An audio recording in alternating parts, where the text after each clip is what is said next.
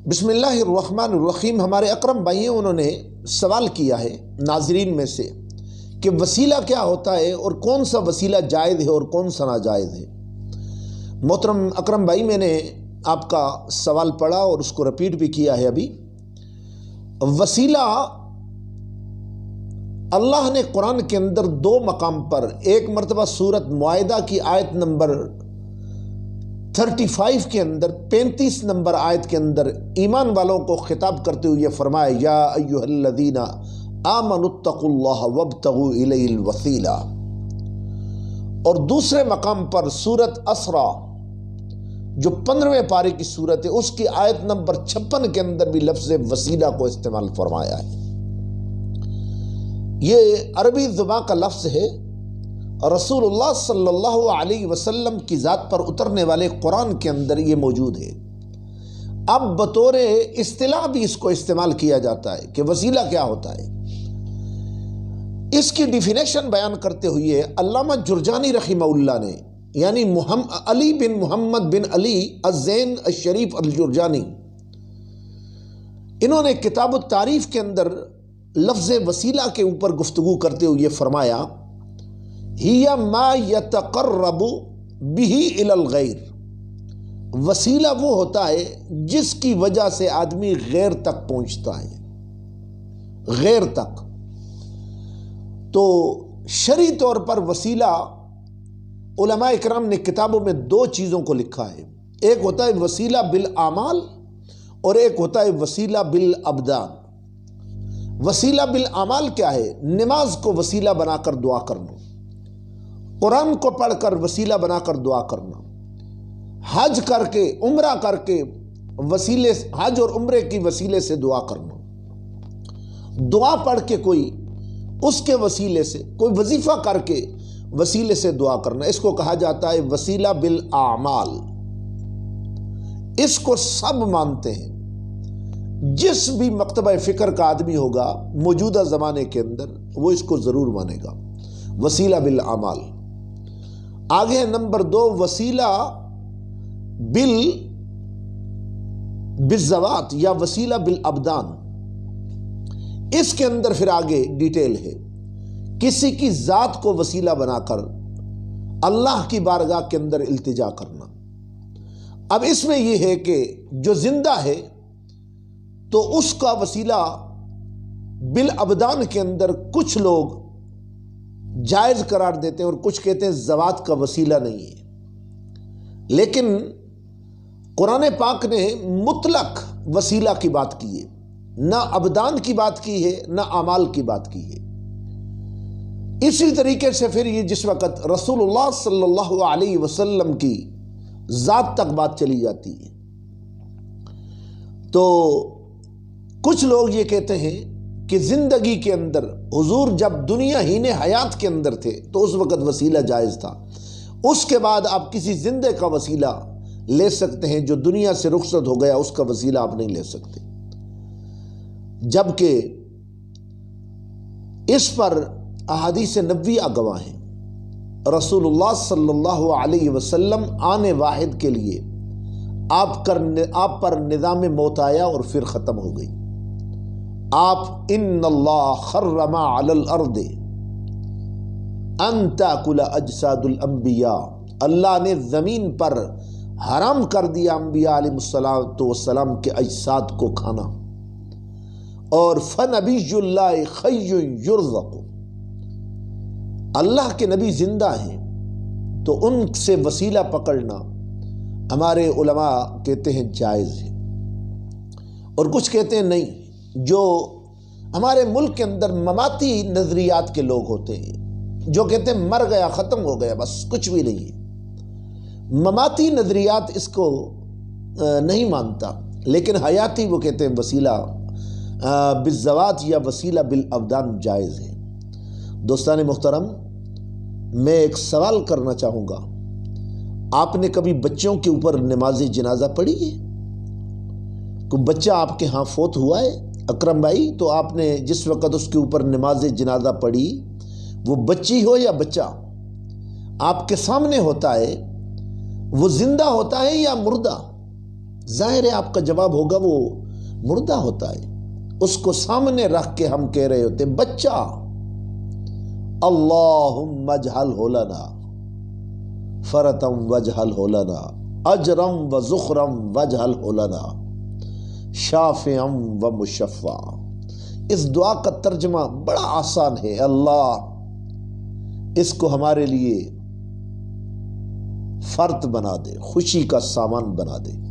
وہ تو ختم ہو چکا ہے، اس کو اجر بنا دے ہمارے لیے۔ اجر کا معنی کیا ہوتا ہے؟ ذخیرہ۔ اور اس کو ہمارے لیے فرد بنا دے، اجر بنا دے، زخرف بنا دے۔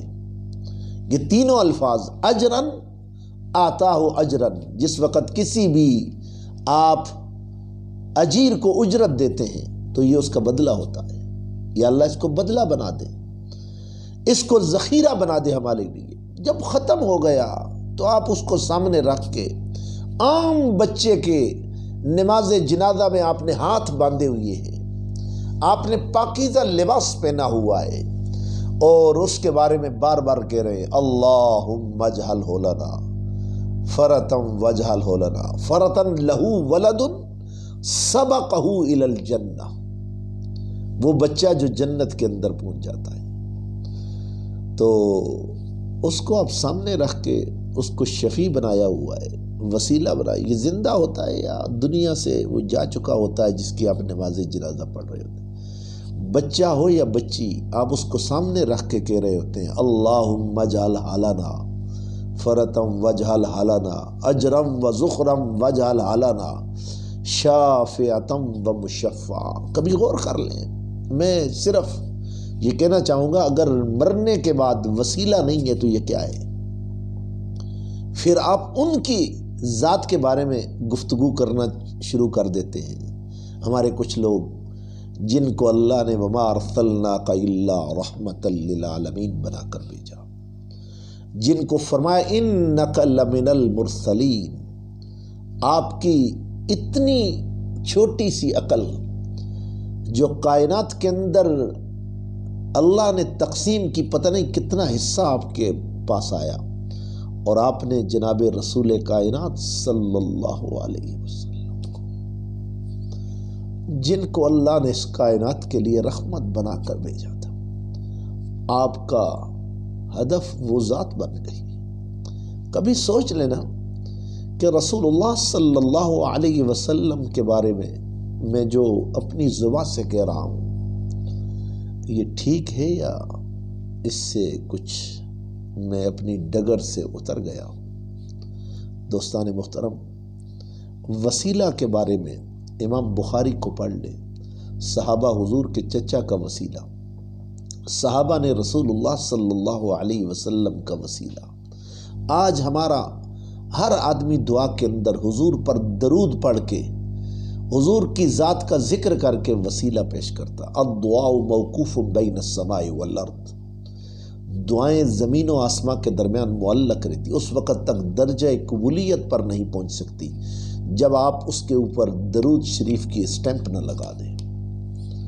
تو مجھے بتائیے گا کہ جس ذات کو اللہ نے رحمت للعالمین بنا کر بھیجا تھا، کیا ان کی ذات کو یوں تنقید کا نشانہ بنانا، یوں کہنا کہ بس نعوذ باللہ من ذالک، ان اللہ حرم علی الارض ان تاکل اجساد الانبیاء، اس لیے ہمیں خیال کرنا چاہیے۔ قرآن نے نہ وسیلہ بالاعمال کے بارے میں بات کی ہے، نہ وسیلہ بالابدان کے بارے میں۔ قرآن نے وسیلے کی بات کی ہے، اللہ تک پہنچنے کا، اور نبی علیہ الصلوۃ والسلام کو ایک مقام اللہ نے رکھا ہے، اس کو مقام وسیلہ کہا جاتا ہے۔ حضور نے خود فرمایا ہے میرے لیے مانگا کرو وسیلہ۔ یا رسول اللہ کیوں؟ فرمایا اللہ مجھے مقام وسیلہ پر فائز فرمائے۔ تو آپ ذرا خیال کیجئے گا، اللہ کا نبی سب سے بڑا کائنات کے اندر ہمارا وسیلہ ہے، اس لیے حضور کی ذات سے، حضور کی ذات کے اوپر اس قسم کی جو بھی آپ کو ڈیبیٹ کرنے والے نظر آتے ہیں، میں ان کو لمحہ فکریہ کے لیے لے کر جانا چاہتا ہوں۔ یہ جو بچہ ہوتا ہے اس کی نماز جنازہ کے اندر جو دعا پڑھی جاتی ہے، سامنے وہ بچہ ہوتا ہے اور آپ اس کو ذخیرہ کہہ رہے ہیں، آپ اس کو فرد کہہ رہے ہیں، خوشی کا سامان، اس کو شفیع، ایسی شفاعت جس کی شفاعت قبول ہو، تو یہ وسیلہ بالابدان ہے یا یہ وسیلہ بالابدان نہیں ہے؟ اگر وسیلہ بالابدان ہے تو ماننا پڑے گا کہ اتنے اوپر نہ جائیں، یہ تو چھوٹے آپ کے بچے آپ کے وسیلہ بنے ہوئے ہیں اور آپ کو جنت کے اندر اللہ کی بارگاہ کے اندر لے کر جائیں گے۔ اللہ عمل کرنے کی، سمجھنے کی توفیق عنایت فرمائے۔ میں اس پر کتابیں اگر آپ کو بتانا شروع کر دوں کہ فلاں نے کتاب لکھی ہے، فلاں نے کتاب لکھی ہے، ظاہر ہے کچھ احباب نے اس کے رد کے اندر بھی کتابیں لکھی ہیں کہ وسیلہ نہیں ہونا، وسیلہ نہیں ہوتا، مردہ کے ساتھ وسیلہ نہیں، تو یہ بہت لمبی بات چل جائے گی۔ لیکن میں نے آپ کو وہ بات بتا دی ہے کہ آپ نے نماز جنازہ اگر پڑھی ہے تو اس بچے کے بارے میں آپ کہہ رہے ہوتے ہیں کہ یا اللہ اس کو مقبول شفاعت والا ہمارے حق کے اندر بنا دے۔ اللہ عمل کرنے کی، سمجھنے کی توفیق عنایت فرمائے اور قرآن و سنت کو اسلاف کی نظر سے پڑھنے کی توفیق عنایت فرمائے۔ وآخر دعوانا الحمدللہ۔